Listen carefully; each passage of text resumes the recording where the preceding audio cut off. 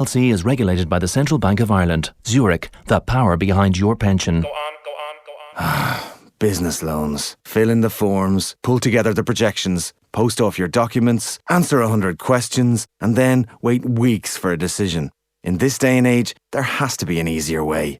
Well, now there is. At Linked Finance, we understand that the world has changed, so we're revolutionising the way lending works for Irish SMEs with a game-changing approach. Online, fast and very straightforward. This is business lending for a digital age. Apply now or learn more at linkedfinance.com. The Sunday Papers on Off the Ball. Thanks to Screwfix.ie. Championing the trade with a choice of over 20,000 quality trade products.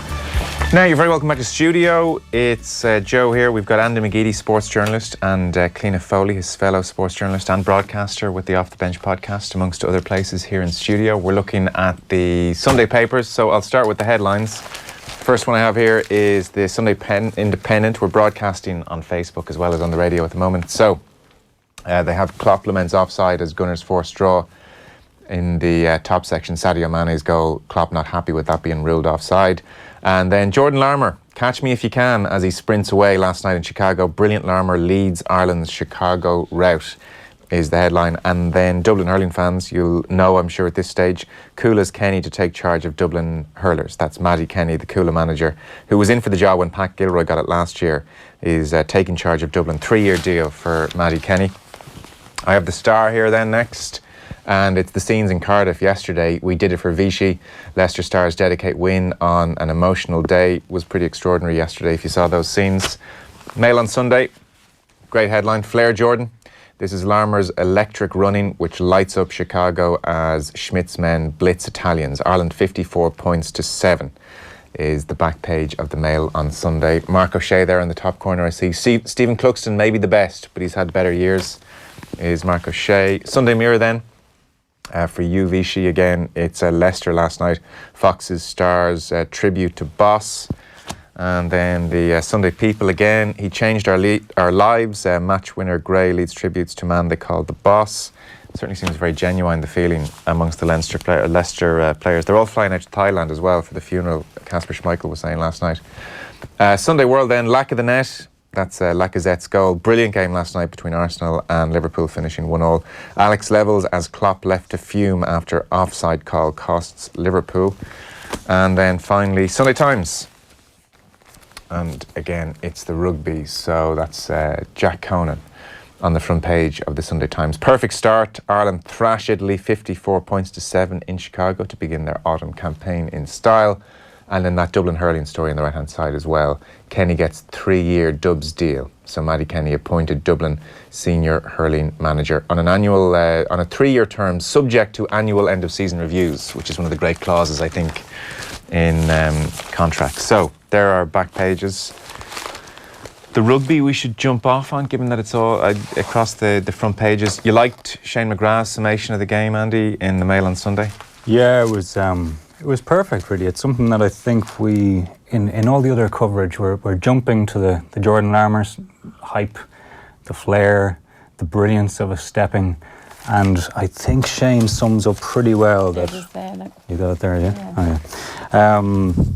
Last night the opposition was cat, and for half an hour in the opening period Ireland were complacent and consequently under pressure. Between the two sides they managed not an epic but a mess that begat a rout. I'm kind of disappointed you didn't say Cat Melodeon, because I think that really would have sounded even better. He has a great line ahead of that as well, Andy, and he's saying Soldier Field featured heavily in the Airsport advertising of the game. It was like selling a Michael Bublé concert in Croke Park with footage of a hurling final. And just, I suppose the point is why we're all getting excited about a friendly against Italy, who we regularly rout anyway in America. There's been a lot of talk during the week, not so much in the papers today, but David Kelly did, I thought, a good piece in the Indo during the week about just so many games on players, and why is there need to be, is it all about money now at this stage? Why do we have such a raft of rugby internationals, these autumn internationals? Now, England playing South Africa yesterday, they've already played them 3 times this year, and the toll that might be taken on players, I think, is interesting. But that's not really discussed today, except, as I said, a lot of headlines about a game that really in the long term... I thought it might be discussed today, given that the game was such a damn squib and the event was such a damn squib and the attendance was so poor. Yeah. And watching it was weird. It was like watching it with a white noise soundtrack in the background that they might put in over highlight reel over something. It was really odd. Twickenham was full anyway. At least Twickenham was full. Wasn't it? And that was backed. We got treated to like a rip-roaring second half. Yeah, we might come back to that. Yeah. But no, I mean, I'm not really sure how much we learn from that. But it is beautiful to watch Jordan Larmour in full flight. That is a unique sight, and something which everyone, no matter what sport you follow, that was great to watch. Peter Riley says, beforehand it was hard to escape the feeling that this was at best a watery aperitif for the more substantial courses over the next fortnight. At worst, an enterprise cooked up by Michael Mouse and associates, and a further cheapening of international rugby given the absence of several frontliners on both sides. He says, Joe Schmidt, though, given that the team did a professional job of dispatching the Italian side who suffered their third successive heavy defeat, may look in a bit more kindly. He gave international debuts to Ross Byrne and Will Allison, and said, Jack Conan, excellent, he says. He's creating a debate over the number 8 jersey, and not far behind Tig Byrne. That's not far behind Larmour and Byrne and Conan. They were the three. The consensus is on all the reports that they're the ones really who will come out of it with something to gain, if you like, more than anybody else. But it's hard to judge anything. So you mentioned Larmour there. How do you judge Larmour? Like, we knew Larmour could grab a rugby ball and run very, very fast around people. And he did that beautifully last night. But I mean, you might have run around a few of those Italians, Andy. You could, but the footwork that he puts on, especially for the final try, is remarkable. It's something that very few people in the world game, whether in 15s or 7s, can do. And that is the thing about Jordan Larmour. It's brilliant to see it. But actually, Des Berry, in possibly the only good use of post-match on the whistle player ratings ever, when he's talking about Andrew Conway, this is in the Sunday Independent, he says, in many ways, the Blackrock boy to man is the best example for Larmour to replicate in transforming into a master of the basics. And that, to me, is a very good summary of Jordan Larmour's position right now with regard to a starting position for Ireland in a big game. And Joe Schmidt talks about big caps during the week. And this wasn't a big cap, okay? It's great. I'll never win a cap. But that kind of mastery of the basics is what we need to see, because we've seen it very recently. Leinster's performance in Toulouse, it was a phenomenal match. But that Jordan Larmour would not start for Ireland. And Schmidt likes people to do the simple things right. That's his starting point. I always get the feeling with them. No matter how brilliantly talented they are, he wants them to do the right things at the right time. So. But it's great timing. We've got a year before the World Cup, and what Jordan Larmour has now is the sort of things that Ireland will need in order to outscore a team like the All Blacks when it matters. Seeing as you have the player ratings open there, I happen to just have the Mail on Sunday ones open there, by way of quick impromptu contrast. I'm seeing 9s for Jordan Larmour and Tig Byrne. What are they getting in your world? 9 for Larmour, 9 for Ruddock, 9 for Byrne. Ruddock only gets a 7 in the Mail. He's getting a 9 over there in the Sunday Independent. We're not seriously discussing player ratings. We're not. Jack Conan gets an 8 over here in the Mail. What's he getting there? What is he getting there? He's getting a 7. Oh, he's getting an 8 here. Yeah. Anything else? I mean, across the rugby pages. In terms of rugby, I thought there's a nice piece. Who did was it in Jacob Stockdale in the Sunday Times? Is that Peter O'Reilly? Peter O'Reilly piece. That's quite a nice piece on him. Yeah, he plays the ukulele. Not Peter I know, O'Reilly, it's Jacob interesting. I didn't know that. And just actually, why I like it is the notion that we know he knows he's not the finished article, and the headline includes those terms as well. But I think he just comes across as the kind of guy that is trying his guts to do that. I mean, some of his tries last year were sensational. Point has been made, you're never going to see him on a long mazy run. He's a brilliant finisher.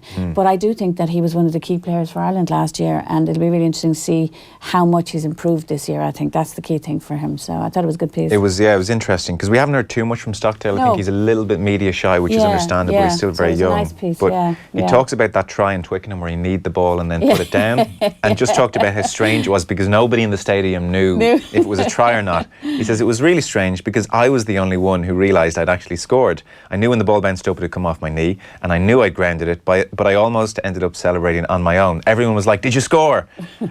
I had no doubts. So he's scored 11 tries in 11 tests now.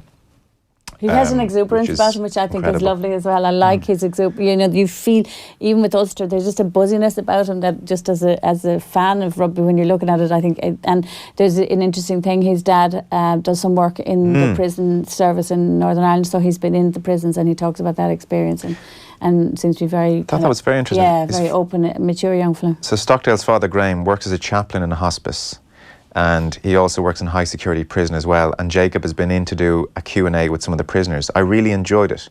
I was invited back to do a gym session with a few of the guys. I'm looking forward to that. Talked about being apprehensive beforehand. But they're human beings, they're good guys, they've just made mistakes. That's what I found when I went there. They were some of the nicest and most genuine guys I've ever had the pleasure of meeting. My dad said it would be fine. And it was. Interesting piece there in terms of context, that he's also, his specialism is criminology. Yeah. So perhaps he was in there with two hats on. Yeah. So or he's he has studying an understanding that other people, maybe don't. Exactly, yeah. And Peter Riley writes, the defence coach Andy Farrell has been spotted giving him one-on-one tutorials on that summer tour in Australia. Yeah. Trimble says, I don't buy this idea he's a poor defender. Yeah. If you're particularly strong in one facet of the game, like he is in attack, journalists...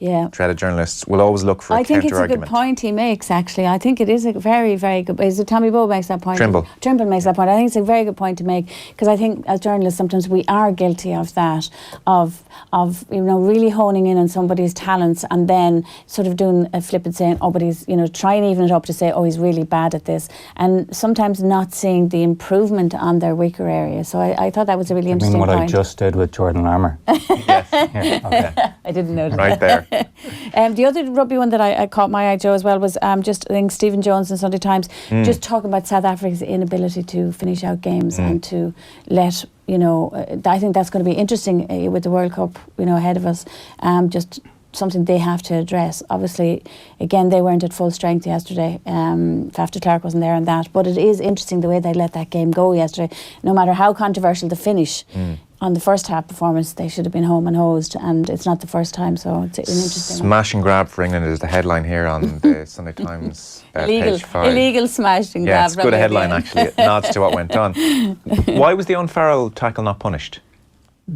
Twickenham? Exactly. I think they overthought it. I think the referee and the TMO overthought it. It was a rank shoulder to an opponent. There's no wrap. There's an arm which comes around afterwards, which legions of people seem to say, well, it flapped at the opponent and that was a wrap. No, if I run into you, Cliona, my arm's going to come around. Yeah. It happens after the event, not in the event. It was ludicrous. So high, it was, and you could see him as he ran away from him.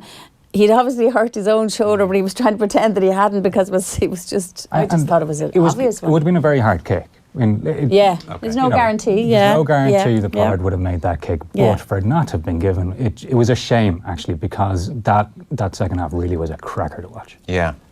Finally, on the rugby, Stephen Jones has written a love letter to the All Blacks. This All Blacks side is the greatest ever to grace the game, and he's comparing different sports. So he talks about Don Bradman, the cricketer, and said, a bit like Bradman, nobody got close to him, and so too with the All Blacks. So he says New Zealand have played 100 games since the start of the 2011 World Cup. They've won 90, lost 7, so they have a winning average of 90%. In the same era, England have a winning average of 70%, and says, the Australian cricket team between 99 and 08 twice won 16 games from the trot, but for me, never as dominant as the All Blacks. Brazil 1970, deemed to be the best, but he says they never saw opponents with the consistency of New Zealand under Graham and Henry, and Henry and Hansen.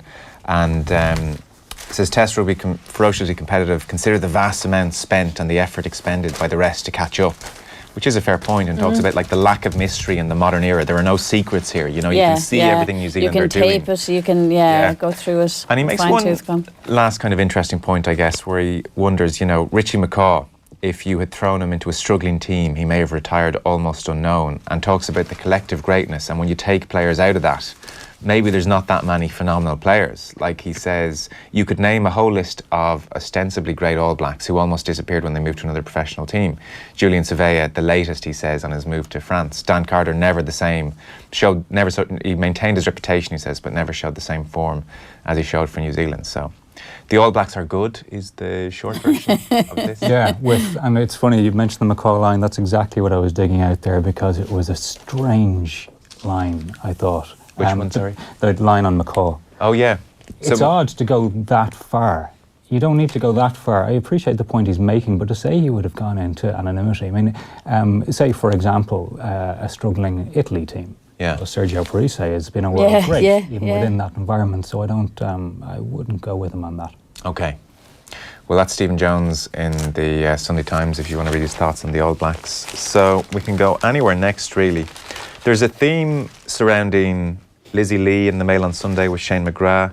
Roger Federer is in the Sunday Times magazine. Joe Pavey is talking to Jim White in the Telegraph. And Kylie Murphy, who's out at the Aviva pitch at the moment where it's Wexford 1, Peamount 0, talks to you, Cliona, in the Sunday Independent. So where do we kick things off? How do you want to start this? There's a few pieces there. Yeah, well, I interviewed Kylie Murphy today. Really, Wexford youths, I think, are really interesting. Women's team sport, like the League of Ireland, struggles for all the same things. It struggles for sports sponsors, recognition, television coverage, all the things. So they're the next version of it. And actually, one of the things, the point she makes is that in Wexford Youth, it's the women's team that have brought in all the silverware, but they struggle even more to get the money. So a lot of some of the pieces about that. She is she's from Carlow, really interesting as well. What fascinates me about Wexford Youth is how they have managed to be so successful since the Women's National League. Because so many teams have come, they're changing players. Wexford Youth have managed to hold on to them, but they really get all of the talent in the southeast, and they managed to hold on to it. And she's a very interesting woman for lots of reasons. Had a back injury, was told not to play probably ever again 7 years ago, and she's captain Wexford Youth every year. And she works as a joiner, which is unusual. And she says when she turns up to jobs, she gets what she calls the stare, the look. the look. Yeah. And she says once people see I can do the job, my gender doesn't matter. And I just thought that could be the catchphrase for women's football as well, really. Interestingly, she was saying the players have to go out and try and get individual sponsorship. So she's sponsored by a bouncy castle. Yeah. Just, The guy, one of her neighbours has a bouncy castle company, and he sponsors her.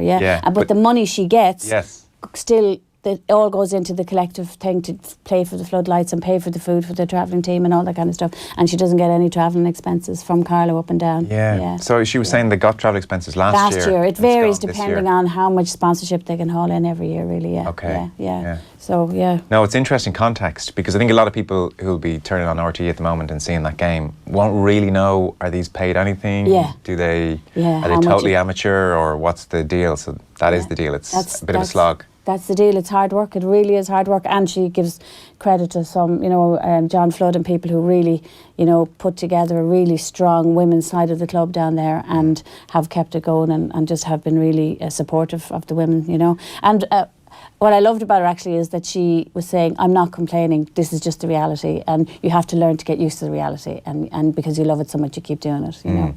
So she isn't whinging, but she is pointing out, and I thought that was the telling line, was like she said, we're bringing in the silverware, but we have to work even harder to get the money. Yeah. Andy, you picked out investment. Roger Federer in the Sunday Times magazine, which ties in with all of this. I did. It's not the greatest profile and interview with Federer everywhere, but it is interesting. There's a couple of bits that jumped out to me, and it was about, again, the how we look upon men playing sport and women playing sport. So I'm just going to read out two very brief things here. No, take your time. They're on the same page. So it's with Ellie Austin. Both he, i.e. Federer, and Serena Williams recently took time off from the game. His was as a result of knee surgery. Hers came after the birth of her daughter. That to me is a very interesting paragraph. But then it goes on over the far side of the same page. Federer thinks it sets a good example when they, i.e. sportswomen, return to the game after having children. I admire anybody, woman or man, who comes back, but even more so a woman, because their whole body changes, and that's a major deal. I was just interested in the contrast between those two things, because we see that first paragraph quite a lot. We equate having a child as a woman to just being injured. You're out of the game. You've had a bit of a procedure, and it's not. And that really jumped out at me, that he had the awareness as a father and seeing a partner going through that, but also to make sure that he was getting that opinion out there as well.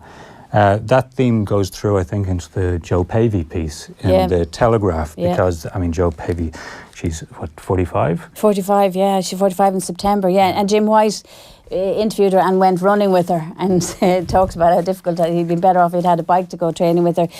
She's an extraordinary woman, Joe Pavey. She won a European title at 10,000 metres when she was 40, and in the thing, because it was a kind of a joke in the sport at the time, she said, I got a new name, I got a new double-barrel name, it was Joe Pavey 40, because everybody banged on about it. Her sponsors actually at the time shoe sponsors didn't renew the sponsorship. It was as if everyone said, oh great, she won it, now she's too old, and now she is bidding to go for a 6th Olympics. I've met Joe Pavey. She's a physiotherapist by training, really interesting. Always reminded me of Katrina Kiernan, that kind of a woman. She has that kind of sensitivity, and it also links as well with Shane McGrath's big piece with Lizzie Lee, obviously from last weekend from the marathon. And her point is, sometimes feminists, male and female, give out when you say about an athlete she's a mother as well, and they say why say she's a mother? Why not just, you wouldn't, if you're writing about a man, you wouldn't say he's a father. But I often do it because of exactly what you're saying, the difficulty, like what having a baby does to your body, and also generally it's pretty, I think, proven at this stage that women still do most of the caring role in a home, or certainly, the slight advantage of it, or whatever, slight majority of it. And Lizzie Lee in this piece is exactly that same idea, Andy, where she says, some people ask why I mention my kids in interviews, it's because my body made a human 16 months ago. Do you know what I mean? Yeah. So, it is relevant. Yeah. And I know people get upset sometimes and say, don't mention it, you shouldn't be mentioning it, that's sexist to mention it. I don't think it is. I think there is a relevance to it. I mean, Joe calls it out herself in the Jim White piece back in the Telegraph. I'm just itching to say this, by the way. It's not the Jim White from Sky Sports News. If you're no. Didn't try another transfer story. If you have that image of Jim White jogging with her, it's not that Jim White. It's the other Jim White in the Telegraph. I just feel there's people out there who've been distracted by this image for the last few minutes. So again, she's talking back in 2014, 9 months ahead of 2014. I'd just given birth, she says. I've seen a clip of me coming down the track early on after having Emily, her daughter. My body shape looked really different. Yeah. I won the Europeans. Yeah. Again, that's not something which men ever have to think about, contemplate, let alone coming back from. And perhaps they're just an element of us. Us in terms of, yes, it's you and me, Joe, not appreciating that because we never have to go through it. But I think lots of men, including you, do appreciate it. But also, the other thing is that lots of female athletes say, actually, when I came back after having a baby, physiologically I was stronger and mentally I was stronger. Sonia O'Sullivan always said, having her first baby, said, suddenly I had to prioritise how hard I worked at training, and it really focused me, scheduling, having to do all that multitasking. Yeah. Lizzie Lee is a classic example of it. She's a full-time job with Apple, she's got 2 small children, she trains, and ask anybody in Irish athletics, she would always help you out, go and help with coaching, all that kind of stuff. Yeah. Everything is runs her life like clockwork.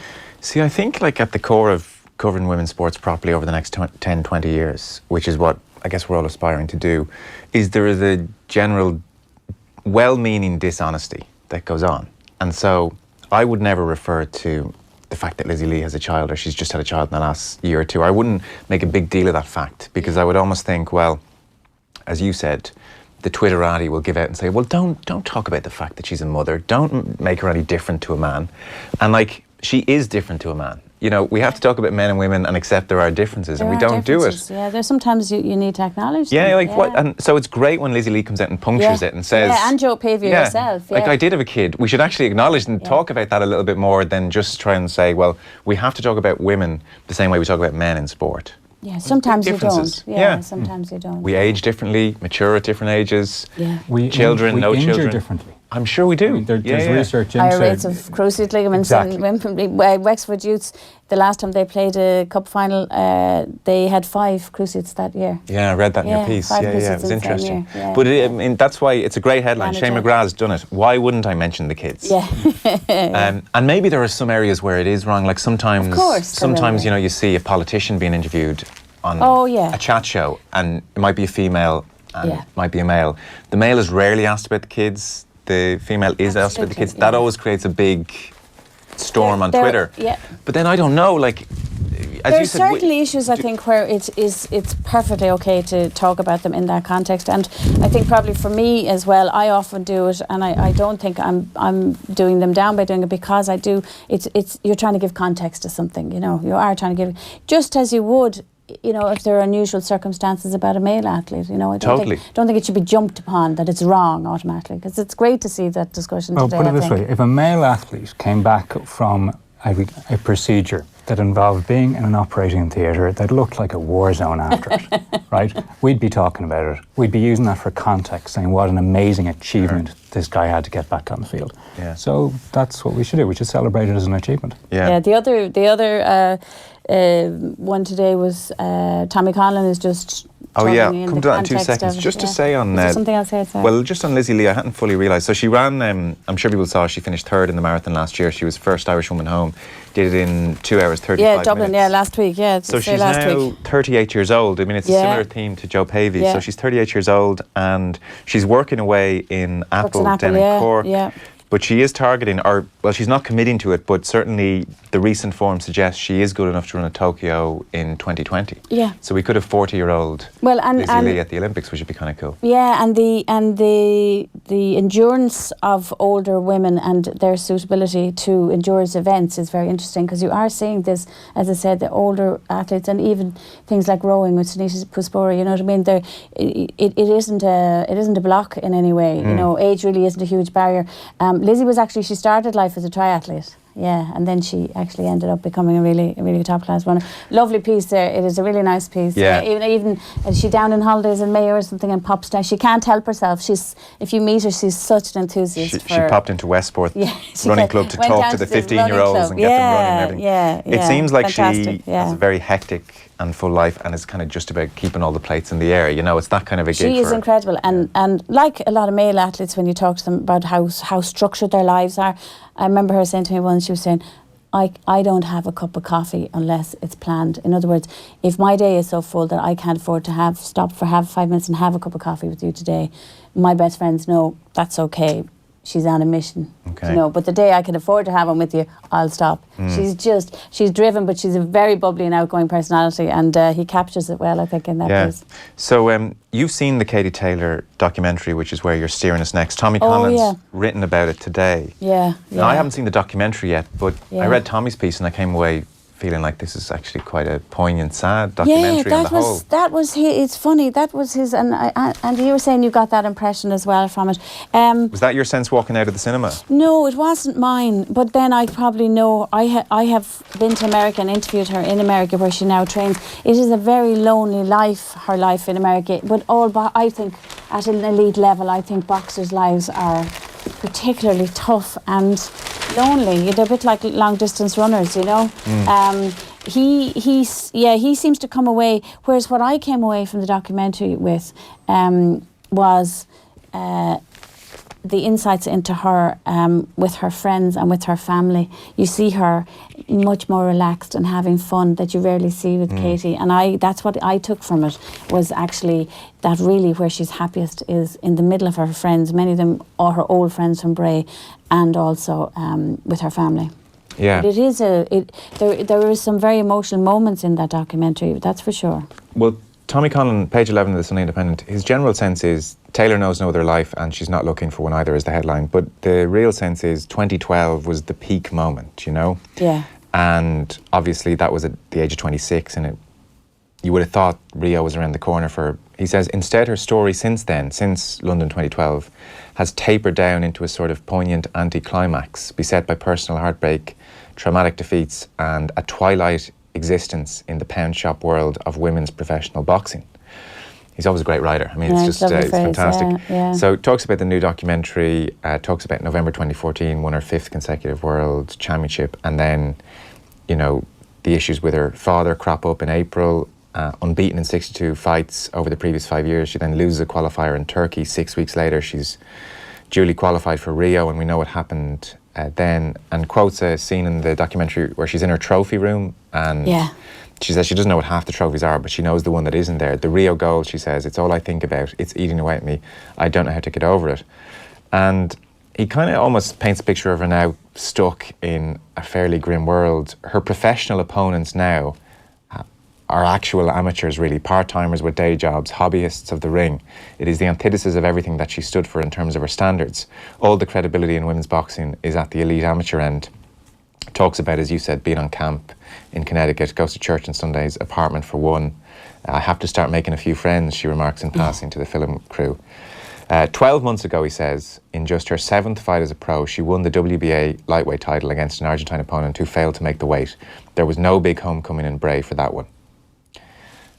I can't wait. I don't want to watch this just yet. Like, this sounds like it was 2012, and since then, as Tommy says, a sort of inexorable slide. No, I think it's well worth seeing, and I don't think it's I wouldn't have. I think there are really poignant moments in it, and I remember I saw a press preview of it, and everybody gasped when she said, "I don't know what's here, but I know the one I missed." And I said, "That's so classic of elite athletes. They will always the one that got away." And her brother is really revealing in it, and he says, the quote I came away from it was, he said, "She is unhealthily competitive." Obsessively competitive. It's borders on the unhealthy, is what he says.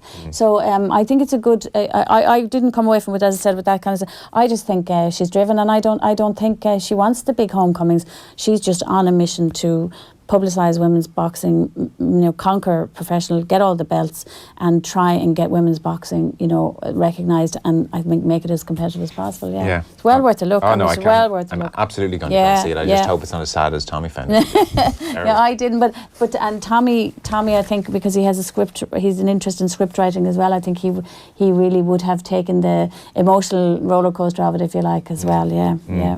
Ross Whitaker behind it, so it's in good, safe hands, and I guess it's just great to see a bit more Katie Taylor and relaxed and being herself, because we haven't seen that for, I guess, her entire career. That's what you see in it that I don't think you'll see anywhere else, and that's what I took from it. There's some really lovely scenes. There's a great one with her friends who are slagging her about not winning in Rio, actually, and there's a bit of crack going on over a dinner table at that, and that's the nice stuff that's there. If your mates can't slag you over the most disappointing parts of your life, then who else who can? Yeah, exactly. Yeah. And just on the subject of boxing, Joe, Sean McGoldrick has a piece in the Sunday World today, which I think is really well worth saying.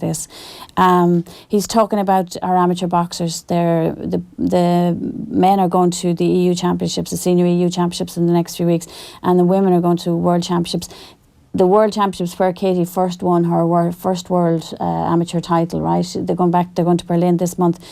37 medals at Olympic youth, World youth and European level Irish amateur boxing has won this year. And I think that this year, and I think that narrative is still out there that Irish amateur boxing is, some kind of, problem child, and, it's a disaster. Billy Walsh is gone. Billy Walsh is gone. Yeah. That narrative has been there for a long time, but they've won a lot of medals this year, and I think it's great to see somebody recognising that, and I think that it probably needs to get more recognition. Okay. We have to take a short break. Judging by the pictures in front of me, Eamon have won the Cup final. I'll confirm a score for you. It certainly was 1-0 for the vast majority of the game, so they're celebrating, and the Wexford players are pretty upset, as you might imagine. Sorry, that's Wexford. Sorry, Wexford have won. Excuse me. Peamount are down upset.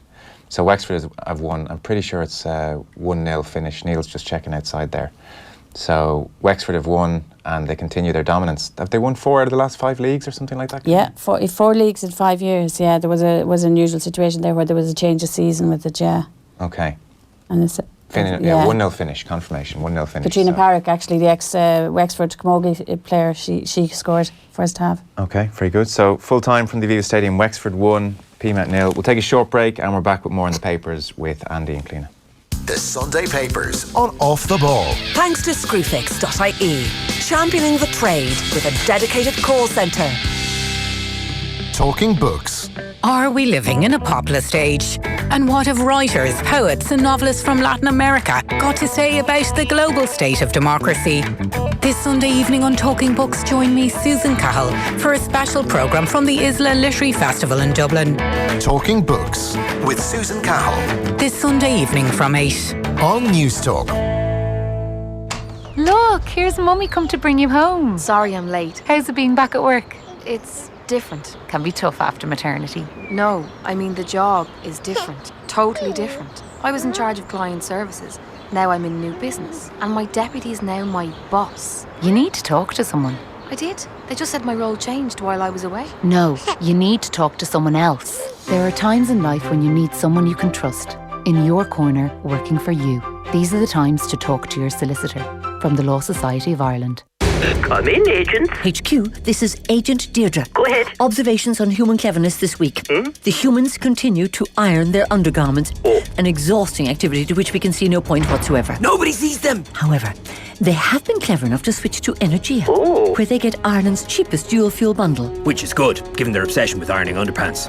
Very good, little humans. Save and save again with Energia. Switch to energia.ie. Based on average annual usage, discounted unit rates, standing charge, PSO levy and carbon tax. Prices September 24th, 2018 and subject to change. T's and C's and early termination fee apply. Estimated annual bill €1,534. Verification energia.ie/EAB. Big news, Netflix is on Sky Q. So, it's never been easier to go from a Netflix show to a Sky show. 1 minute you're having a royal time watching The Crown. How nice. And the next you're exploring Westworld. Where are we? You can get lost in Stranger Things. And then find yourself right in the thick of Game of Thrones. Whoa! The best TV all in one place. Netflix on Sky Q. Coming November. Visit sky.com/Netflix for terms and conditions. There's a 0% chance of you winning the lotto without a ticket. And the odds on a summer without rain? Also 0. There's a 0% chance you're going to be discovered as a pop star singing in the shower. 0 hope gone off milk won't smell as bad the second time. There's a 0% chance of your keys being just where you left them. Where are my keys? And at Skoda, guess what great value starts at? Skoda. Simply clever. Terms and conditions apply. See skoda.ie. The Arnott's mega event must end today, with 20% off almost everything across all departments, including fashions, accessories, homeware, kitchenware, furniture and electrical. And with extended opening hours, there's even more time to get 20% off your favourite brands. Hurry, the Arnott's mega event must end today, in store and online at arnotts.ie. At Power City, we have a wide range of DeLonghi portable heaters. Save on your bills by heating the room you're in rather than the whole house. To find your ideal DeLonghi heating solution, call to Power City today. Early one morning the sun was shining. Bob Dylan. More blood, more tracks. If you see her, the eagerly anticipated new Dylan bootleg unveils unreleased music from the Blood on the Tracks sessions. Can't be the end, we'll meet Bob Dylan. Blood on the Tracks. The way you've never heard it before. Tangled up in blue. In stores now. The Sunday Papers on Off the Ball. Thanks to Screwfix.ie. Championing the trade with a choice of over 20,000 quality trade products. Welcome back. We have Andy McGeady and Cliona Foley here in studio. So we're looking through the Sunday Papers, and one of the pieces which I think grabbed everybody because it's quite novel and different and also a great read is on page 7 of the Sunday Independent. So John Green, the editor of the Sunday Independent Sports section, has put together an anthology of some of the best writing in the paper, sports writing over the last 30 years. It's called On the Seventh Day. And one of the pieces included is Eamon Dunphy, which was written during Italia 90, shortly after the Egypt game. And actually, Neil, I meant to say it to you outside, there is a clip of Dunphy in the folder outside, if you could grab it with Peter there. We're going to play it here. So this is Dunphy when he's talking after the Egypt game, the very famous clip. I just saved it in because it'll give a bit of context for this. But clash of Jack's conviction and our imagination. It's a big piece, this Dunphy piece from Italia 90. So, hands up, I don't remember any of this, obviously. It's my first time reading this piece. I've no memory of it. I do, and I remember the piece originally. Okay. Yeah. So what was the mood at the time? Yeah. Well, the mood at the time was that actually Dunphy was going against the consensus at the time, very much, as was his wont as a journalist back then. And he was a really great writer. I think that's forgotten sometimes in all of the stereotyping and things that's been done since. But he wrote about politics and he wrote about sport. But everybody, Italia 90, we'd drawn with Holland. Everybody was like, oh, this is fantastic. And there was a big, real positive vibe in the country. But he was the one saying, hold on. Jack is underestimating us. He's making us play a certain way. He's done a disservice to a lot of the players like Brady and who else, David O'Leary and people like that. And so he was really going against the grain with this piece. And Andy was just saying today, it's good writing. It's really good writing. And that's the thing. That's what I want to see on a Sunday, because it's the day where personally I can sit back grab an hour, grab whatever, with a cup of tea and read something like this. And again, it's by Eamon Dunphy. And the Eamon Dunphy that we think of now, I reckon there's 2 generations of people reading sports pages perhaps have gone through that do not know and had no concept at the time of Eamon Dunphy, the writer, the good writer, because this is really, really good stuff, and it's tight. It's a huge piece and it's tight. Yeah, that's true. So here's the clip of Dunphy I grabbed. So just to give this piece an extra bit of context, this is the famous clip when Ireland have drawn 0-0 against Egypt, and Ronnie Whelan, he touches on Ronnie Whelan a good bit in the piece here. Ronnie said he was fit, Jack didn't play him, and this tied in with, you know, his treatment of Liam Brady and David O'Leary, and Dunphy saw it as a betrayal of the great values of Irish football, you know. So this was the famous pen throwing moment. I felt embarrassed for soccer, embarrassed for the country, embarrassed for all the good players, for our great tradition in soccer. This has nothing to do with the players who played today. That's a good side. I feel embarrassed and ashamed with that performance. Would you go as strongly as that about it? John never goes as strongly as me on anything, but I'm thinking of men like him, Tommy Eglinton, all the great players we produced, Peter Farrells, the great football, the Liam Bradys, the Ronnie Whelans, the David O'Learys. This is a great football and country produced players and go out and play that rubbish. I remember the pencil or the pen going across the desk even. Yeah. It's funny that pen thing, because it was it was something that I think almost became apocryphal, and then said, no, we have the tape. It happened. Yeah. So there's various things going on in the piece. He's talking about, I would say, there's 3 broad themes. 1 is Jack Charlton, 2 is the tradition of Irish football, and 3 is what's happening in the country at this time. The fans, the movement, the change in Ireland. I might start with that last piece first, because he writes about it so well, and it's less complicated than the Jack versus the players thing. So, you know, this is like something that's written 10 years after Italia 90. It's so on the money. The story of the Irish soccer team's success is perhaps the most extraordinary in our national sporting history. The whole nation's involved, sensing that something which concerns us all is happening, something more than football matches, to do with our development as a people, our relationship with the world outside, and more profoundly to do with our ideas about ourselves, about contemporary Ireland. Ireland as understood through the IRA, its venal public men, and the narrow minds of established churchmen and political parties, is not an inspiring place. Ireland, as witnessed in Palmero, however, on Thursday night is different. This Ireland is not just good for Palmero. This Ireland of valour, courage, decency and good humour. This Ireland of accomplishment is good for Ireland. This Ireland is glorious. Thus the power of the story. Thus the power of the story of the soccer team. And it's almost prophetic, because people still look at Italia 90 and the development of the Celtic Tiger. There was always that thing that we know, it was that our conviction that we were worth something, that we could succeed, that drove on a kind of a social movement, you know, a social and economic movement, if you like. So it's very prophetic, and they're powerful words, and he really, the church, he gets the church, the politics, he gets the whole lot. The venal men. Like, he loves the word venal. We'll often use it still. Yeah, but it's the writing is really good, isn't it? Yeah, it's fantastic. And the other point where he touches and all that, it's just, it's kind of an emotional line in a way, where he talks about the goal in Sicily. I presume it was Niall Quinn's against Holland. I can't remember who played where, but he's... It was, in Palermo, that's the one, yeah. So he's talking about the fans. The source of wonder on Thursday night, the fans, that is, are the source of wonder on Thursday night to a darkly cynical Sicilian eye, as to many other people's, for their manners, their humour, their decency, their understanding of how to celebrate and what to celebrate. And he says, all of that is too complex, far too much so for this occasion. The Irishness we experienced here that night is best just felt for now. It's almost like it's too profound for me to even analyse or rationalise, so I'm just going to feel it for the moment, is kind of beautiful. There's a little more to it than that, I think, because again, he touches on it, he goes there and back throughout the piece. There's another line where he says here, most who are celebrating have only the vaguest notion of what is really going on. Okay, so he's actually having a little, I wouldn't call it a pop at fans, but he's saying, look, there is a bandwagon here. It's fine, because this is amazing. But then later on in the same paragraph, he's talking about Irish football people. And that's a line which we saw, you know, the football men going back again and again over the years. It almost became a trope that he depended on at times. Yeah. But also, you mentioned that there were 3 things. I think there's also a fourth. There's a fourth about journalism here, which at the start and the end, where he's actually talking about people perhaps cheerleading and not asking questions. Now, we might ask ourselves, did he run contrary in both at this time and in the years since too much? Probably so. But at the time, I think it was probably worth asking those questions.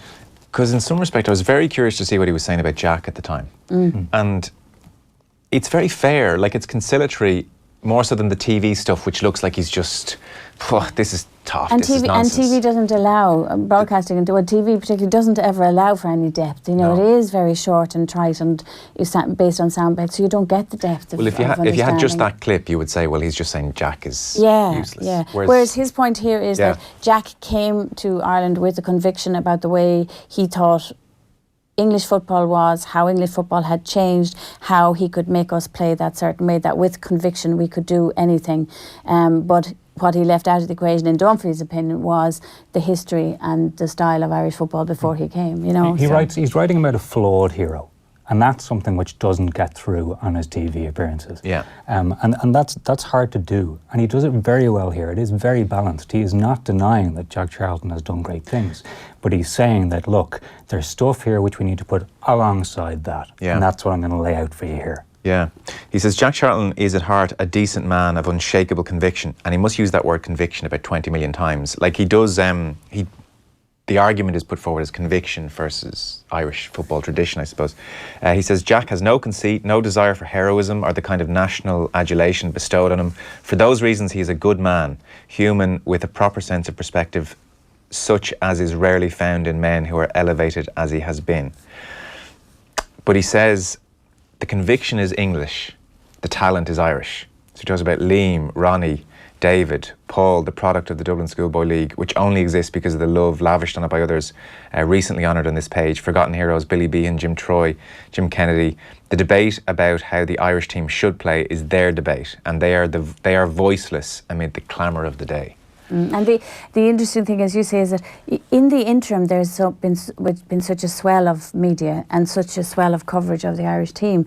But at the time, this was at the start of it, do you know what I mean? And people who were in the heart of Irish football wouldn't have seen, I think, it described in these terms and recognised in these terms at that time. Do you know what I mean? So he was well ahead of his time. At the same time, there's all of that dichotomy with Dunphy there as well, because what he said about him, Charlton earlier on, at the same time, in the same piece, he says, there's a piece here, what's the one he's saying about Charlton?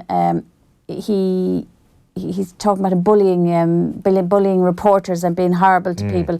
Off the field, Charlton has behaved like an idiot, abusing journalists from the host nation, his own country, Egypt and Holland. Most Irish journalists don't have to be abused. The ranks of decent skinmanship, which is another great Dunphy line, are swollen. So he gives out about him as well. So it's the usual thing with Dunphy, both sides. But I think there's a really good paragraph here that is, again, a depth that people may not have seen. He says, those willing to indulge Jack Charlton now would screw him in an instant, for they put success before everything. Yeah. For some of us, most football people, the price of being what we are must be right. Without Whelan, Brady and O'Leary, glory would be more diminished than it has been to some extent already. It's a really, really interesting, I think, and telling piece. So I think the book, obviously, as I said, it's a celebration of what John Green, the sports editor in the Indo, feels is the best of the writing over 30 years. And for some people to read stuff like that will be really interesting, I think. Yeah. No, it's really good. I mean, he definitely is having a pop at Charlton off the pitch as well. He says even the Stalinist democracies allowed argument about the soccer team is kind of opener. Like he just goes through, Ronnie should have played against Egypt, David Brady was screwed, you know, Liam Brady was next for the treatment. And, you know, he sort of makes the argument that this can only go so far this way, you know, that the conviction that Charlton has, which is like, you know, English football, physicality, put him under pressure, you know, grit before talent, that we're never going to reach our full potential here, you know, that these players are actually fantastic. And well, we always think that. We're very good at thinking that. It's the same mindset that says every player left out for a certain number of games is the new Pele. Yeah, you know? We don't think it anymore, unfortunately. No. We think the players are rubbish. But there's an interesting thing going back to the start, and it's what I referenced about the journalism bit, and it's the relationship between the national team manager in the media. And I read this, and you could be thinking about Martin O'Neill at the moment. Because he's talking about the national team manager having a most trying job, and saying that you must understand why people care, why critics are obliged to ask the questions, otherwise you won't understand your role, etc., etc. Although their role as journalists is different to yours as managers, you are all obliged to serve the people for whom the game counts, and that's the fans. Yeah.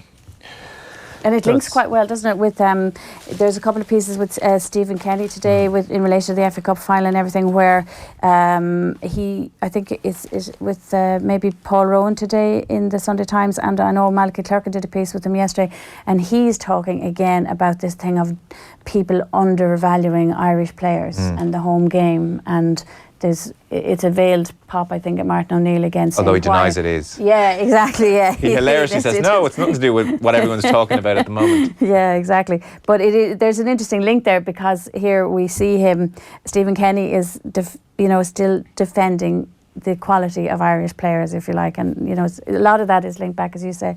There's definitely echoes of it in some of the other coverage today of the FAI Cup. That's well worth reading. Page 4 of the Sunday Independent. Eamon Dunphy from Italia 90, really good. As you said, Andy, it's really tight.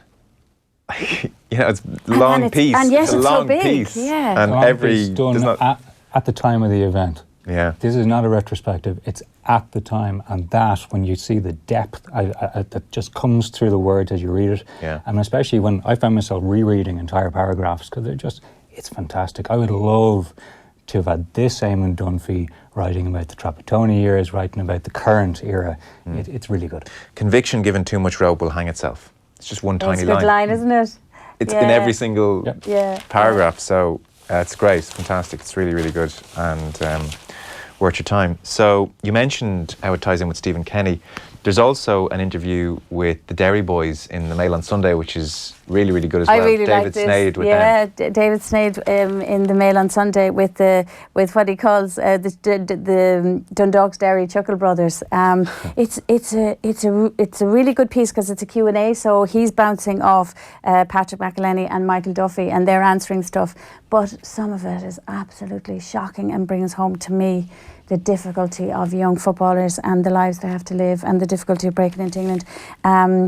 Patrick McElhenney reveals that he had his first trial when he was 9. Yeah.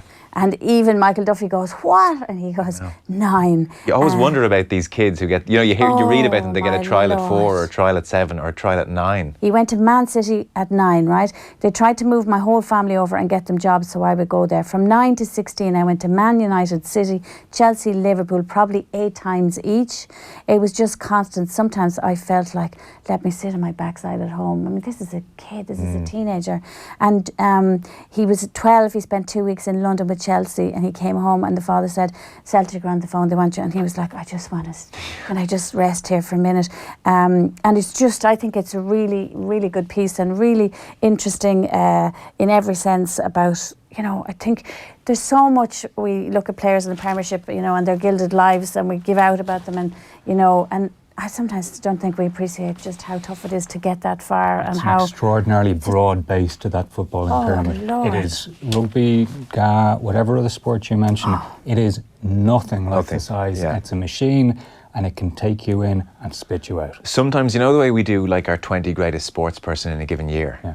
Sometimes, as much as you'd be slaughtered for it, I honestly think anyone who's in the Premier League or the Championship, that's the 20 slots filled. Yep. And you'd be slated, how could you not include Johnny Sexton? How could you not include our best GAA players? But actually, if you were to go size and meritocracy, it's you.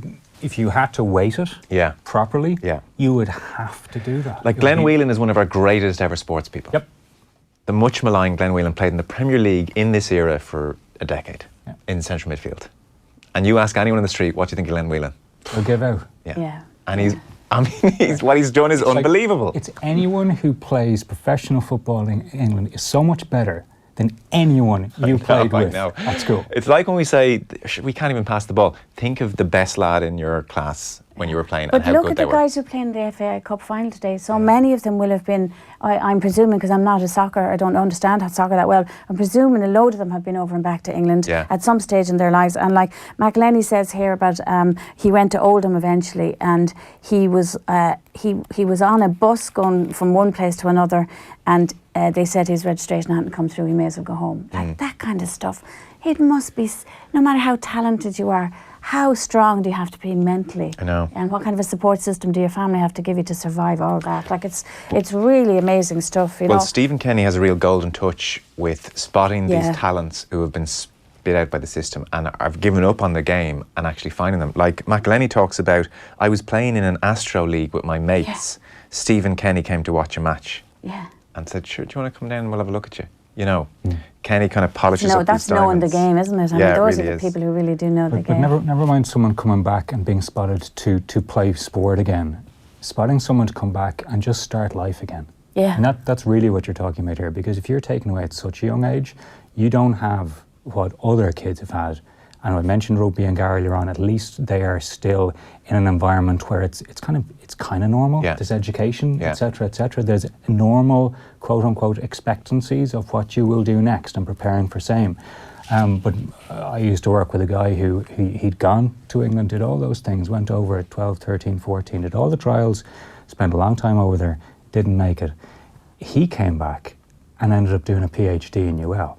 Now that's unusual. You know, because he had the support there at home to say, do you know what, you need to pick right back up because no one else is going to do it for you. And it's remarkable. I always think when I look at these guys, how many are there that we never hear about because they aren't picked up again?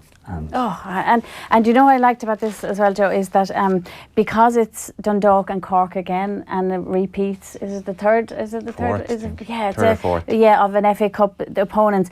You get the people always go, oh, we know the stories, we know all the stories, but actually, what I liked about David Slade was that he got a story that nobody else had got, and it's a really good piece. It's well worth reading. The best bit of colour, Dundalk fans, is that Patrick McElhenney lives next door to a retired nun who's come back from the missions in Africa, and she will often call into Patrick for a hand with chores in her house. So that's how he's spending some of his time. It's a lovely opening. Yeah, it's great. It is. It's just, that's the opening part. It's really good. And you know, it's interesting, Joe, too, in relation to this, I think, Eamon Sweeney addresses today, and Mark Gallagher in the Mail on Sunday, this notion of GA players going to Australia and any begrudgery or bitchery about them going. I think it links in with this in some ways as well, because again, young players getting an opportunity to go somewhere and try. Most of them, nothing like the soccer players, because most of these have been sustained and come up through minors, and already some of them are well on their way to education. But I think there's an interesting debate happening there, because people are giving out all week about, we're losing all our talent at the AFL, and Eamon Sweeney doesn't hold back on it. No, don't deny players their big chances. The headline. For a start, he makes the obvious point, which is the prophets of doom seem to forget that the majority of Irish players don't make it in Australia. You know, they'll all be home. The vast majority of them will be home. And he says, yet there are still calls to make it more difficult for the Australians to sign young Irishmen. It's been said we should threaten to call off the international rules.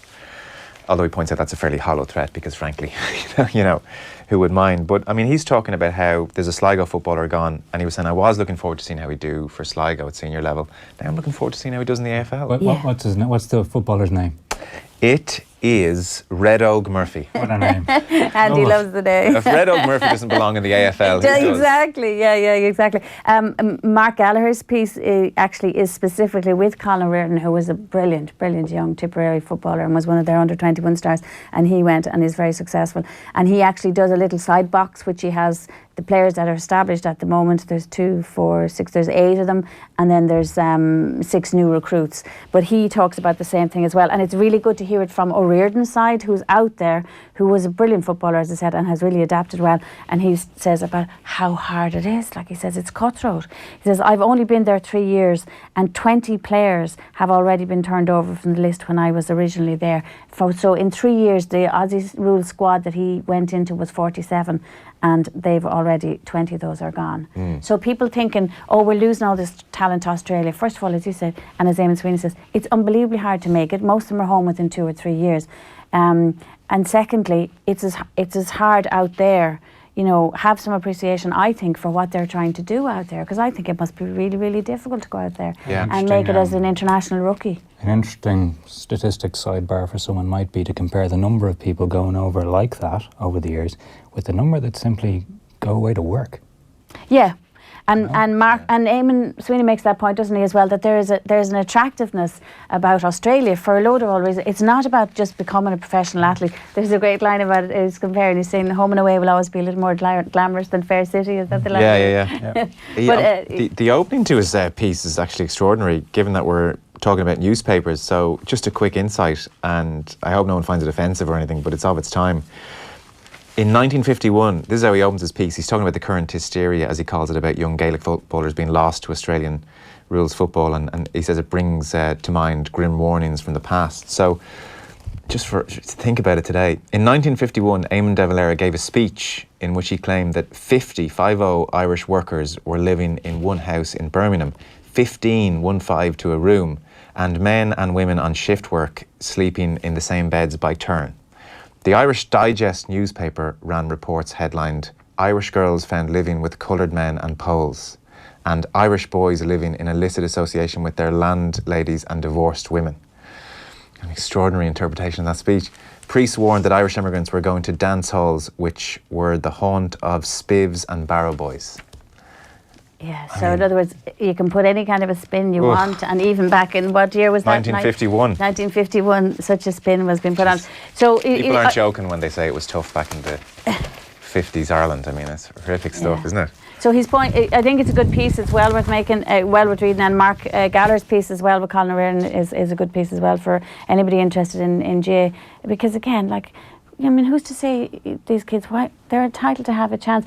Okay, clubs have invested so much in them, and clubs are volunteers. But if you love your as he's pointed out, if you love your club and you're proud of what you've done with them as a volunteer, don't you want to see them succeed in Australia as well? If that's where it is, and if not, they'll be home. Because I saw a suggestion during the week that maybe we should charge the Australians money. But then does that not turn GA clubs, where we're supposedly doing it for all the right reasons, into almost academies and factories where they're almost saying, well, that lad has a chance, we could make a few grand out of him, let's prioritise his development over the other 10 kids here and give him all the game time. You just don't know. When money comes into anything, it can get a little bit... Yeah, it would really confuse everything. It would be such a weird twist on amateurism, wouldn't it? What are we doing? Yeah, why are we? It was Tomas O'Shea, I think, who suggested, but I'm of the opinion, again, why would you want to stop any Irish kid who is talented in any sport going abroad and trying to make himself better? Yeah, okay. Last story or two then. So there's football cover, there's Dermot Crowe and Welsh Park. On the football side of things, there's a few different people writing about this Super League, which Der Spiegel brought to everybody's attention. So there's a very good piece, I think, by David Walsh, just because he's writing about about Spurs not being in that little elite cluster that have been named. It's a really nice piece. He weaves in a nice story at the start from Mauricio Pochettino's book. It's good. It's the sort of thing, again, it's got space for it. It's a nice thing to sit down and read on a Sunday. But yeah, there's a lot of comment about it, and I'm just surprised. I could be wrong, I stand to be corrected. I haven't seen anyone in the UK and Ireland in the print media print the Spiegel piece, because it is really long, but it's worthwhile, I think, because if I was a newspaper reader and I haven't accessed it online, I think you're missing out. I think you're missing out. I don't know, could be legal, could be cost. Maybe they just don't want to give it away. Maybe they want the clicks. And what's the gist of what Walsh is saying about the Super League? Or David Cahn's writing about it as well. Yeah, Cahn goes into the nitty-gritty of a lot of the numbers. I think the gist from a lot of the coverage of this is, lads, if you allow them to get away with this one, then football will lose something very, very important. It will mean we are even more about the money than always. And something that shouldn't be lost in the coverage of this is the financial fair play stuff with the arrangements come through with Manchester City and Paris Saint-Germain. Yeah, I mean, Rod Little addresses that today at the Times as well. The detail of that in the original Spiegel piece is really astonishing. And that's something which, again, I don't think follows through into the commentary about the piece and about the situation in many of the pieces that you're reading. Yeah. The money, there are lots of pieces, and Dave Waters is one of the better ones, saying like, when is enough money enough? Why do you want to have the secret little breakaway Super League to make even more money? What's that about? You know. Yeah. Like even David Conn, talking about it here, saying he was kind of shocked at how advanced the talks were in 2016, you know, that actually this thing is really, really close to happening, and they're just looking at the legalities of how do we extricate ourselves from the Premier League and get out of the Bundesliga. And I mean, it's the way it is going though, football. Like if you go to any under 11s team training on a Saturday, they're all wearing continental jerseys. Like the Champions League, the kids are as if not more familiar now with PSG, Barcelona and Real Madrid than they are with, I don't know, Burnley, Everton, Bournemouth. You know, they see those players more often. They're more familiar with them. You're seeing Champions League on TV and everything. Yeah, exactly. Yeah. Can we go to Qatar on holidays, Mammy? You know. Last story then, Dermot Crowe on Welsh Park. Yeah, Dermot Crowe has a big piece in the Sunday Independent on the revamp of Walsh Park and the debate that's probably happened in Waterford in terms of WIT, the college, have a big training centre out in a place called Carriganore, which is only outside the city, and there was a big push from some quarters to develop that as a new county ground as opposed to Walsh Park. So it's very detailed, but I think anybody interested in how and why and where Walsh Park is at the moment and why it's being redeveloped compared to Carriganore will want to have a read. It's a full page piece, and he interviews a lot of people and looks at a lot of figures, so it's well worth, it's of interest, you know. And is there It hasn't hosted a championship match for 22 years. Which, you know, and it's too long, isn't it? But yeah, there's some interesting things actually. I think according to him and some research there, that Waterford's record there is not as good as people think it is, even in the league, because it's a small ground. You know, people always say it's an advantage to them, but look, it's because it was up for debate this summer, obviously, when they lost a home advantage and had to play away in that. Yeah. So I think GA people will be interested in that piece. And is there any quick conclusion, or is it a very complicated picture with lots of different decisions? No, I mean the conclusion at the moment seems to be that at Waterford, Walsh Park is going to go. The redevelopment is going to happen at Walsh Park, and the argument from the Waterford County Board are insisting that it is going ahead at Walsh Park because the GA wanted to go ahead at Walsh Park. Okay. That it has been. That's where that has come from. That GA are driving it to happen at Walsh Park as opposed to a redevelopment at Carriganore. Okay. We are pretty much done. We've been reviewing the papers with Screwfix.ie, championing the trade with a choice of over 20,000 quality trade products. Is there any last piece or two anyone wants to direct people to before we sign off? Firstly, it's a Bernie Ronay piece in The Observer. I'll preface this, you should always read every piece he writes. Yeah. But this is good because the great thing about Bernie is he makes me smile. And there's so much stuff which is just blah, and it's content and it's sponsored. Yeah. But this is great, and he's just right. Did you read that after I read the Screwfix line? Did you say that deliberately? Damn it. We love Screwfix. They are championing the trade with a choice of over 20,000 quality trade products. That's good. I've got a drill right here.